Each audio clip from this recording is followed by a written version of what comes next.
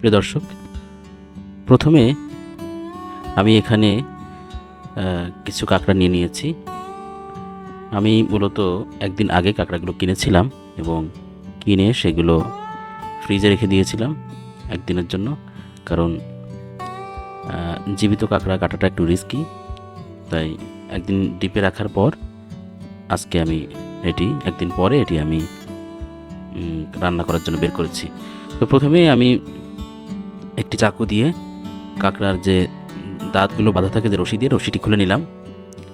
এরপর আমি বটি দিয়ে সবগুলো পা কেটে নিচ্ছি, দাঁত সহজে পা এবং অন্যান্য যে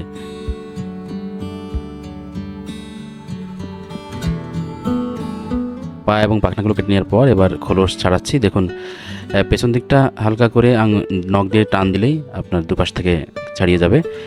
আমরা শেলের অংশটুকু ফেলে দেব এবং নিচের যে অংশটুকু আছে, বুকের অংশ, এখান থেকে আমরা নিচে বুকের পাশে একটা ছোট্ট একটা অতিরিক্ত অংশ আছে, এটি আমরা ছাড়িয়ে নেব। ছাড়িয়ে নেওয়ার পর এরপরে আমরা মাঝখান থেকে আমরা 2 টুকরো করে দেব।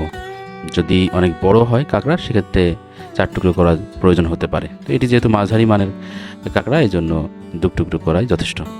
তো আমি আরেকটি কাঁকড়া আপনাদেরকে একটু করে দেখাচ্ছি। শুরুতে দেখুন, আমরা চাকু দিয়ে আমরা দাঁতগুলো যে বাঁধা ছিল সেটি কেটে নিচ্ছি এবং দেখুন এখানে কিন্তু পায়ের মাথার অংশটুকু, যে নখের অংশটুকু, সেটা ফেলে দিচ্ছি আমরা পাগুলো থেকে।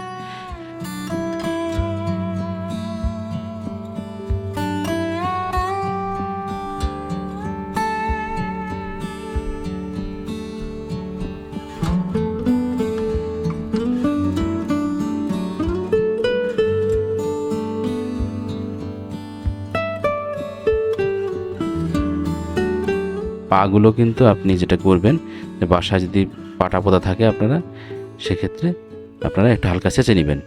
তো আমাদের কাটা রেডি, দেখতেই পাচ্ছেন সবগুলো আমাদের কাটা হয়ে গেছে। এখন আমরা রান্নার জন্য প্রস্তুত হব।